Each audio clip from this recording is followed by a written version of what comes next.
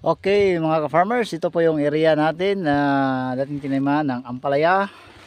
So hanggang 11th harvest lang mga ka-farmers. Ito po ay hindi pinalad tulad ng ibang taniman sa aming, dito sa aming lugar mga ka-farmers.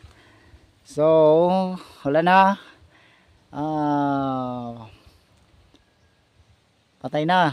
So hinablot na natin yung puno ng ating ampalaya mga ka-farmers. Cleared na po. So break even tayo dito mga farmers, o medyo may konti pang hinahabol talaga mga farmers na kapital dito, pero hindi na natin hahabulin dahil habang tayo maghahabol ang kapital ay palayo ng palayo mga farmers. So kita nyo dito sa area natin mga farmers na malinis na po yung gilid ng ating plastic mulch. Ayan, so meron tayong tauhan na pinagpadamo dito para tinamnan namin ito ng pipino mga farmers na Legacy F1. So utilize nating space mga farmers. Tinamnan pa natin muna ng pipino. After that, kung success man yung pipino natin, sa left and right ng ating plastic molds ay tamnan natin ng siling panigang na Laba F1 galing sa Twist Seed Company mga ka-farmers. Meron pa tayong mga kagamitan dito. Mayroon tayong drum, itong garden hose, at saka yung chemical hose natin na pang spray. Hindi pa natin ano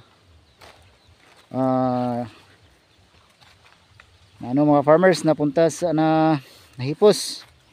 Saan ano? Karita? Yeah, nalunggay. Ihaw iro to po. So ito yung area natin, madamo pa sa gitna mga farmers, pero yung tataniman natin ng pipino ay cleared na po mga farmers. So meron tayo dito ng area na hindi pa nakuha yung mga damo. So later on na lang ito mga farmers kapag sumisibol na yung ating pipino. So okay, very sunny day dito sa Argao, Cebu mga farmers. Yung area natin wala na, so rebounds tayo sa sunod na taniman dito mga farmers. Kung hindi man tayo papalarin, okay, wala tayong magawa kundi tatanggapin na lang natin. Basta ngayon tinamnan namin ito ng pipino. After sa pipino,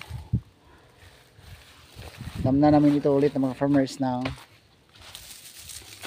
Laba. So later on babaklasin natin yung mga PC dito mga farmers para ita-transfer natin sa ating panibagong taniman doon sa kabila. Medyo malayo dito, 1 kilometer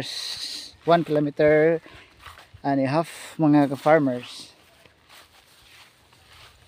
Okay, so very sunny day.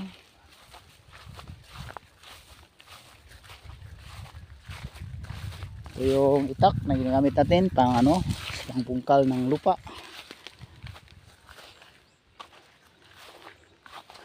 So doon sa kabila mga farmers, makikita natin meron silang tinanim na kalabasa, yung battle guard mga farmers. So malaki din, malawak dito ang taniman mga farmers. At may NCCP pa tayo na itayo dito sa malapit sa area natin.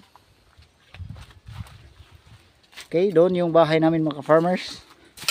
I-zoom natin, ito po yung bahay ko. Yan. So ito yung bahay ko, yung makikita natin yung scene mga farmers. Yan. Okay. So malayo talaga mga farmers, no? Kasi yung bahay ko, dito yung ampalaya namin. Okay.